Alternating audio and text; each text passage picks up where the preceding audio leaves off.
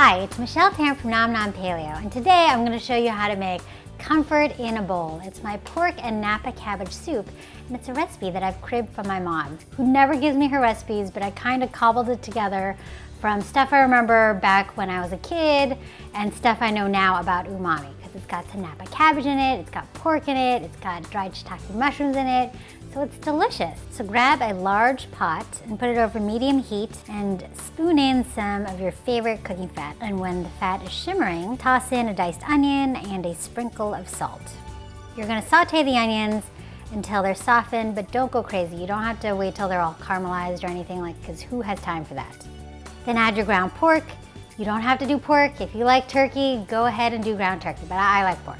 So throw in your ground pork and break it up with a spatula. And then you stir in your sliced mushrooms and another sprinkle of salt.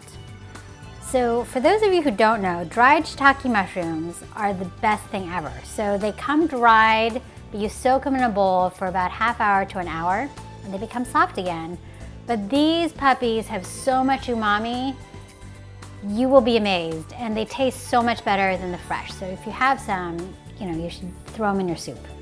So cook the pork and the mushrooms until the meat is no longer pink and the shiitakes are nice and tender. Then plop in some minced garlic and cook only until it's fragrant. So as soon as you can kind of smell the garlic, you're about done. Now pour in your broth and crank up the heat to high so you bring it all up to a boil.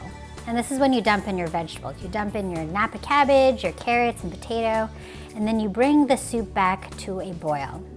And don't worry about cramming too many vegetables in there, because they'll all cook down, and the more vegetables, the better. So lower the heat to medium or medium-low to maintain a simmer, and then partially cover the soup with the lid, leaving a crack so it doesn't boil over. Simmer the soup, stirring occasionally until the vegetables are easily pierced with a fork, and then you taste it for seasoning, and then you ladle it up. Oh, it looks like it's all ready. Smells really good.